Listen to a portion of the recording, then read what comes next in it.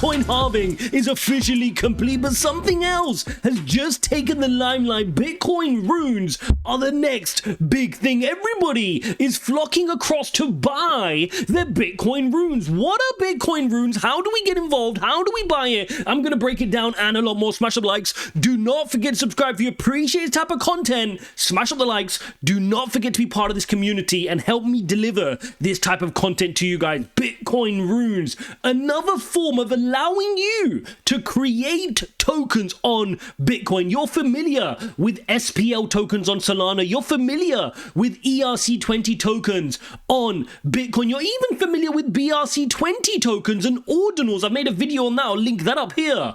But runes are supposed to be another token standard designed to make it easier to create fungible tokens on the Bitcoin blockchain. What do we mean by fungible? Just tokens which you and I can trade, right? Everything that we trade nowadays, all these altcoins, they're all a form of fungible token. It just sounds more complicated than it is. So the aim of Rune, which is developed by the same chap, guys, the same Casey Rodamore who created the BTC ordinals, right? He's done it to make it easier to create meme coins and other community-driven projects on the blockchain. I'm going to show you exactly how you can get involved. It's very early, very, very risky. This video is just for degens. Don't come in here putting your whole portfolio in Bitcoin runes. This is a very, very early stage nascent project. I'm also going to show you a slightly easier way to get involved because many people are struggling to buy theirs, right? It's quite difficult. It's quite a complex thing right now. Many major exchanges haven't been able to jump on board just yet. So people are flocking and finding it difficult to jump on. So I'm going to share some gems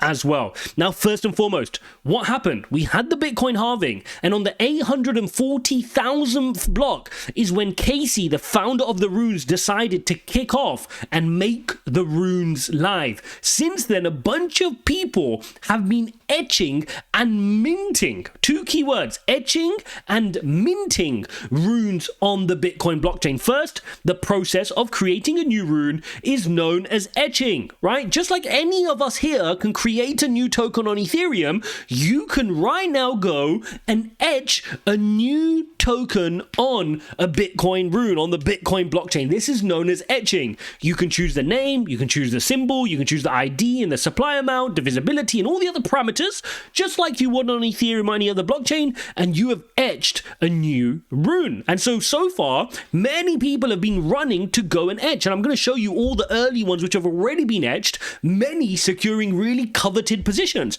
Remember when I made that video about BRC20?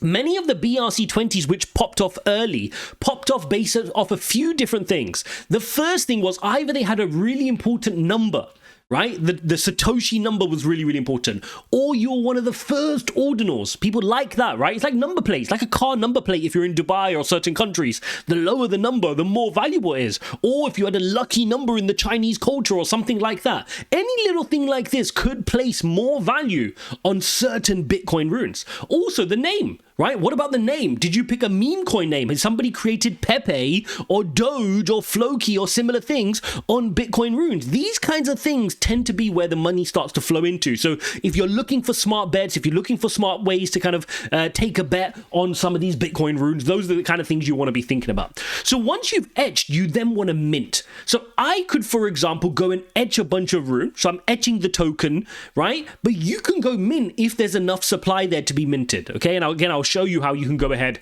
and mint. Edicts are defined how runes can be transferred after etching or minting. Using the edict function, batch rune transfers, airdrop and transfers to a single account can be forwarded. So basically that's how you move it back and forth thereafter. All very early days, all a little bit complicated, but that's where value's to be had. So a few different places you can go, guys. Again, very early days. As more and more data comes out, I will be sharing it with you guys. I just wanted to get this out to you quickly. Unisat. Remember unisat.io? I shared this website with you for the BRCs. Now go ahead, change this from ordinals to runes. They've now got a runes tab, and you can see a full list of all the runes. You can see how many there are, right? You can see the progress. If you hover over here, you can see some details, right? 21 million. I wonder why why they use 21 million, right? Because they called the name Satoshi Nakamoto, and they're using 21 million as the supply, which is the same as Bitcoin.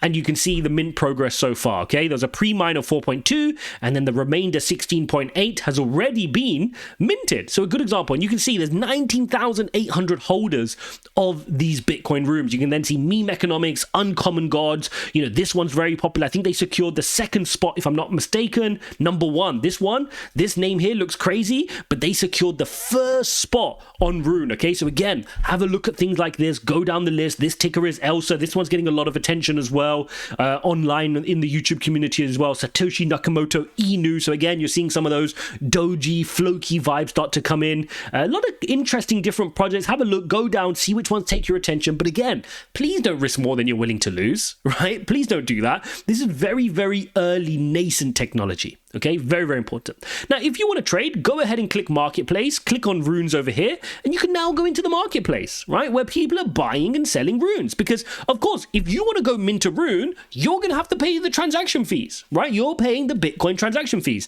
And because of the Bitcoin halving, plus, well, actually, it's not really the Bitcoin halving, it's based on this stuff going on, because after the Bitcoin halving happened, this went live, right? Runes went live. We're seeing an increase in the Bitcoin transaction fee, right? Because more and more people are using it for things like this. Now, if you're a Bitcoin purist, if you're a Bitcoin maximalist, you're not going to like this, right? I mentioned this in my BRC video over a year ago when I posted it, whenever that video was, that the purists are not going to like that people are innovating on Bitcoin. They just want Bitcoin as a store of wealth, and they don't want people trading meme coins and ordinals and NFTs and all these things clogging up the Bitcoin network. But we are seeing that right now. Maybe those transaction fees will settle down over time. It's just a lot of hype right now, where people want to be buying their runes nice and early. So you can go here, you can buy. Of course, you need a Unisat wallet or an Xverse wallet to get yourself connected. Another cheeky little trick for you guys is check out OKX. OKX are making quick moves here in the rune space. I'm going to leave my link in the description if you guys want to set up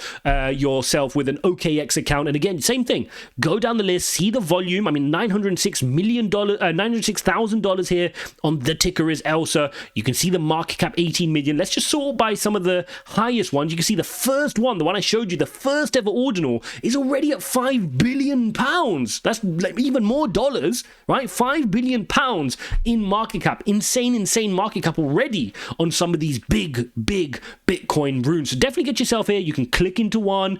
You can do some buy and selling. You can see here, these are the individual numbers. So even these numbers could hold value, right? So if I just sort this from high to low, you can take a look at which ones are getting, more attention. So you can take a look at this. This is 51,000 pounds, and I can go ahead, buy, make sure my OKX wallet is connected, and I'm good to go. So definitely go check this out here on OKX if you're looking for an easier way, because obviously the Unisat way is going to require you to have a DeFi wallet like Unisat or Xverse to get yourself set up. The other way to do it, if you were looking to find a rune to mint, is to head over to Luminex. Okay, Luminex is a good website where you can come on over here, you can pick which one you want. So again, let's go for this one. I can't mint this one because they're already minted. Remember, 100% are already minted of this one. But if I go into this one, Uncommon Gods, I can go in and decide how much I want to mint, etc., etc. Okay, so you can go through this process, you can choose how many you want to mint, and off you go. Please remember, it's going to be expensive. You're going to have to pay the network fees. Make sure you're prepared for that. Now, of course,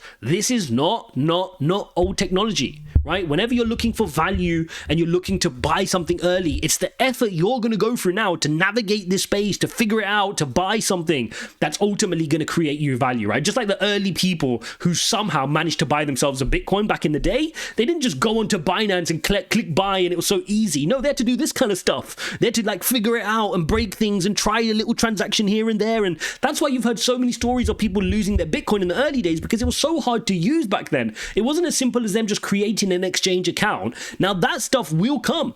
That stuff will come for Bitcoin runes. People are already creating platforms that's making it easy to buy and sell all these different things. Over the next kind of 3 to 6 months, you're going to see a lot of exciting developments and platforms being created on top of runes to make buying and selling runes and trading and minting them a lot easier. It's difficult right now, but of course, that's what allows you to be early. And if you look at it already, people are flocking into it. You've just seen some of the market cap I'm sharing with you here. I mean, of course, The biggest one I shared with you there was at 5 billion already. And then you're looking at some of the other, let's take a look at some of the others if this refreshes. 86 million on the next one, Satoshi Nakamoto. So it does drop off quite big. The main one here is this one. Everybody wants to pile into this first rune, right? And that's why it's probably got the most holders so far. Of course, we need to keep an eye on all the other common memes, right? The common memes we saw on Solana and the common style of memes we saw on Ethereum. Don't be surprised to see some of them come on over to Bitcoin Rune. So there you go, guys. Bitcoin halving left to the side. Bitcoin price remaining steady, but the main attention on this weekend after the halving is on Bitcoin Runes. If you appreciate type of content as and when it's developing, smash up the likes. Do not forget to subscribe. As soon as I've got more updates on this technology, I will get you another video. If you guys want a video of me walking you through the whole step of buying a rune and minting a rune, then comment below mint and I can get a video set up for you guys where I actually show you the whole thing if enough of you guys want that. Thanks for watching, guys, and I'll see you in the next one.